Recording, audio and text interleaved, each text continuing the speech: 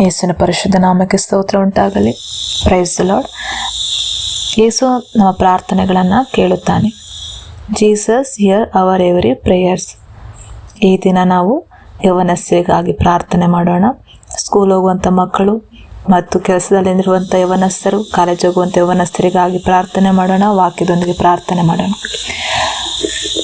ಪರಲೋಕದಲ್ಲಿರುವ ನಮ್ಮ ತಂದೆ ಅಪ್ಪ, ಈ ಸಮಯದಲ್ಲಿ ಕರ್ತನೆ ಪ್ರಾರ್ಥಿಸೋದಕ್ಕೆ ನೀವು ಕೊಟ್ಟಂಥ ಕೃಪೆಗಾಗಿ ಸ್ತೋತ್ರ ಸಲ್ಲಿಸುತ್ತೇವೆ ರಾಜ.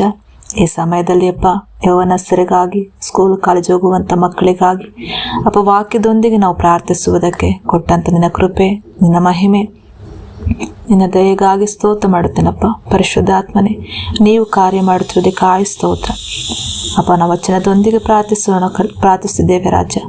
1 ತಿಮೋತಿ 4:12 ವಚನದಲ್ಲಿ ಬರೆದಿದ್ದಾರಪ್ಪ, ಯವನಸ್ಥನೆಂದು ನಿನ್ನನ್ನು ಅಸಡ್ಡೆ ಮಾಡುವುದಕ್ಕೆ ಯಾರಿಗೂ ಅವಕಾಶ ಕೊಡದೆ ವಿಶ್ವಾಸಿಗಳಿಗೆ ನುಡಿಯಲ್ಲಿಯೂ, ನಡೆಯಿಂದಲೂ, ಪ್ರೀತಿಯಲ್ಲಿಯೂ, ಆತ್ಮದಲ್ಲಿಯೂ, ನಂಬಿಕೆಯಲ್ಲಿಯೂ, ಶುದ್ಧತ್ವದಲ್ಲಿಯೂ ನೀನೇ ಮಾದರಿಯಾಗಿರೆಂಬುದಾಗಿ ಎಸಪ್ಪ. ಹೌದು ರಾಜ, ಎಲ್ಲ ಯವನಸ್ಥರ ಕರ್ತನೆ ನಿನಗೆ ಒಪ್ಪಿಸಿಕೊಡುವಾಗ ಯವನ ಕಾಲದಲ್ಲಿ ಕರ್ತನೆ ನಡೆಯಿಂದಲೂ, ನುಡಿಯಿಂದಲೂ ಕರ್ತನೆ, ಪ್ರೀತಿಯಿಂದಲೂ, ಆತ್ಮದಲ್ಲಿಯೂ ಕರ್ತನೆ, ನಂಬಿಕೆಯಲ್ಲೂ, ಪರಿಶುದ್ಧತೆಯಲ್ಲಿ ಇರುವಂತೆ ಅನೇಕರು ಒಂದು ಮಾದರಿಯಾದ ಜೀವಿತ ನಡೆಸುವುದು ಸಹಾಯ ಮಾಡಬೇಕಾಗಿ ಈ ವಚನ ಪ್ರಕಾರ ನಾವು ಕೇಳುವಂತನಾಗಿದ್ದೇವೆ ರಾಜ. ಮತ್ತು 2 ತಿಮೋತಿ 1:7 ವಚನದಲ್ಲಿ ಬರೆಯಲ್ಪಟ್ಟ ರೀತಿಯಪ್ಪ, ಯಾಕೆಂದರೆ ದೇವರು ನಮಗೆ ಕೊಟ್ಟಿರುವ ಆತ್ಮವು ಬಲ, ಪ್ರೀತಿ, ಸ್ವಸ್ಥ ಬುದ್ಧಿ ಆತ್ಮ ಹೊರತು ಭಯದ ಆತ್ಮವಲ್ಲ. ಹೌದಪ್ಪ, ಈ ದಿನಗಳಲ್ಲಿ ಎಲ್ಲ ಯವನಸ್ಥ ಮಕ್ಕಳಿಗಾಗಪ್ಪ ಬೇಡುವಂತನಾಗಿದ್ದೇವೆ.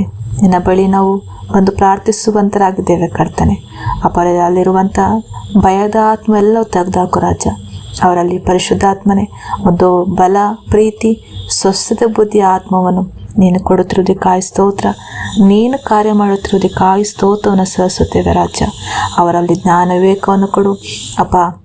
ಅವರ ವಿದ್ಯಾಭ್ಯಾಸಗಳಲ್ಲಿ ಕರ್ತನೆ ನಿನ್ನ ವಿವೇಕದ ತುಂಬಿಸು, ನಿನ್ನ ತಿಳುವಳಿಕೆಯಿಂದ ತುಂಬಿಸು. ನಿನ್ನ ವಿವೇಕವೂ ಬೇಕಾಗಿದೆ ರಾಜ. ಅವರಲ್ಲಿ ಕರ್ತನೆ ಪ್ರತಿಯೊಂದು ಓದುವಂಥ ಎಲ್ಲ ವಿಷಯಗಳಲ್ಲಪ್ಪ ನೀನು ಸಹಾಯ ಮಾಡುವ ದೇವರಾಗಿದೆ ರಾಜನೇ ಅಪ್ಪ. ಹೌದು ಎಸಪ್ಪ, ಅವರ ಕೆಲಸ ಕಾರ್ಯಗಳಾಗಿರ್ಬೋದು ಕರ್ತನೆ, ಅವರ ಕೆಲಸದಲ್ಲಿ ನೀನು ಬಲವಾಗಿರು, ನೀನು ಪ್ರೀತಿಯಾಗಿರು, ಸ್ವಸ್ಥ ಬುದ್ಧಿಯನ್ನು ಕೊಡು. ಅವರ ಕೆಲಸದಲ್ಲಿ ಉನ್ನತವಾಗಿಯಪ್ಪ ಅವ್ರಿಗೆ ಮುಂದೆ ಬರುವಂತೆ ಸಹಾಯ ಮಾಡಪ್ಪ. ಅವರ ಕೈ ಹಾಕುವಂಥ ಕೆಲಸಗಳಲ್ಲಿ ಕರ್ತನೆ ಹೆಚ್ಚಾಗಿ ಆಶೀರ್ವದಿಸುವ ದೇವರು ನೀನಾಗಿದೆ ಯೇಸುವೆ, ಸ್ತೋತ್ರ ಮಾಡುತ್ತೇವಪ್ಪ.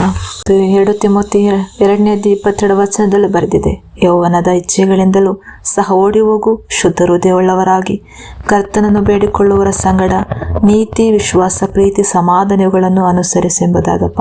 ಹೌದು ಎಸಪ್ಪ, ಈ ದಿನಗಳಲ್ಲಿ ಎಲ್ಲ ಹೊರಗಡೆ ಹೋಗುವಂಥ, ಸ್ಕೂಲ್ ಹೋಗುವಂಥ ಯವನಸ್ಥ ಮಕ್ಕಳಾಗಿರ್ಬೋದು, ಕೆಲಸದಲ್ಲಿರುವಂಥ ಮಕ್ಕಳಾಗಿರ್ಬೋದು ಕರ್ತನೆ, ಸ್ವಂತ ಒಂದು ಬೇಡವಾದ ಆಲೋಚನೆಗಳಲ್ಲಿ ಅಪ್ಪ ಅವರು ಬೀಳದ ಹಾಗೆ ಕರ್ತನೆ ಅಪ್ಪ ಅವರು ಶುದ್ಧ ಹೃದಯವುಳ್ಳವರಾಗಿರ್ಬೇಕಪ್ಪ ಅಪ್ಪ. ಒಂದು ಪ್ರೀತಿ ವಿಶ್ವಾಸಗಳಲ್ಲಿ ಸಮಾಧಾನವನ್ನು ಅನುಸರಿಸುವಂಥ ಮಾರ್ಗವನ್ನು ದಯಪಾಲಿಸಪ್ಪ.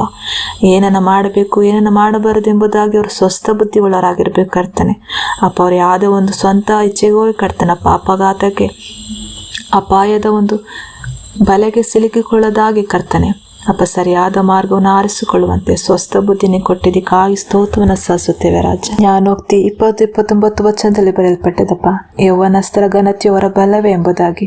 ಹೌದಪ್ಪ, ಯೌವನಸ್ಥಳಿರುವಾಗ ಅವರ ಬಲದಲ್ಲಿ ಕರ್ತನೆ ಅಪ್ಪ, ಅವರೆಲ್ಲ ಒಂದು ಬಲದಲ್ಲಿ ಅವರು ಕರ್ತನೆ ನಾಮನ ಮಯಪಡಿಸುವಂತರಾಗಿರಬೇಕು.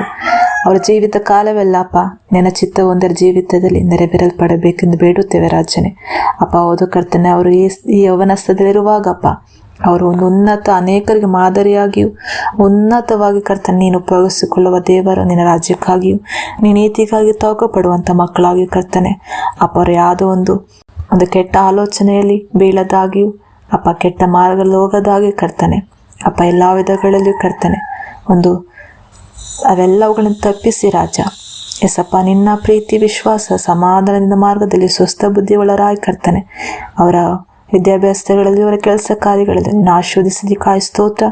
ಇದುವರೆಗೂ ಕಾದು ನಡೆಸಿದ್ದಕ್ಕಾಗಿ ಸ್ತೋತ್ರ. ಇನ್ನು ಮುಂದೆಯೂ ನೀನು ನಡೆಸುವ ನೀನಾಗಿದ್ದೀಯ ರಾಜ ಅಪ್ಪ.